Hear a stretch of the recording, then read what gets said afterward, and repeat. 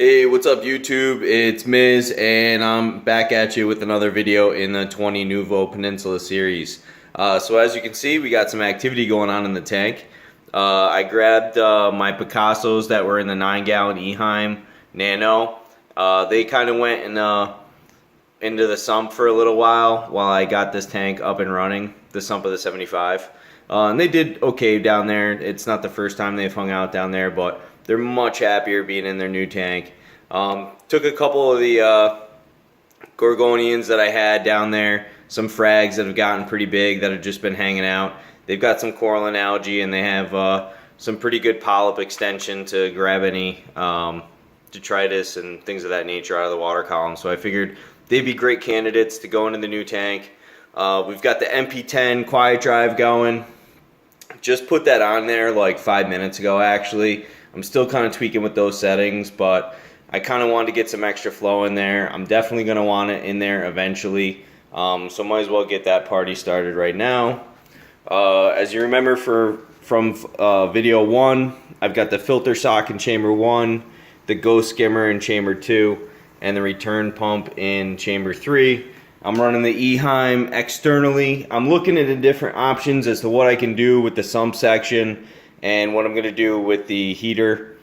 I've heard lots of different opinions. I haven't formed mine yet. I think what I'm going to end up doing is getting the filter sock out of here and going with a media reactor. I run carbon, I run GFO downstairs, so I've always got it handy, and it won't be that big a deal to just, throw some carbon and GFO in there and call that a day.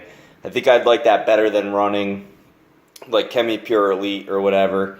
That stuff gets expensive.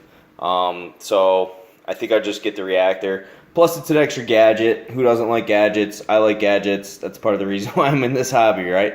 So that's what's going on in the tank. I think I'm going to move the scape like an inch to the left to kind of center it a little bit. When I did scape it, it was awfully cloudy in there. I couldn't quite tell. I was a little off center. Those obviously aren't the permanent homes for those frags. That was just kind of like to see what the flow was like inside the tank, get some movement in there, make the clowns feel a little bit more comfortable, and just keep water parameters in check. I know if I see good polyp extension and no color loss, then I know things are right in the tank. The clowns are happy. They're swimming around. They're eating. They're super stoked. They're in their new home. It looks so much nicer than that freaking Eheim that I had. That thing was a piece of shit.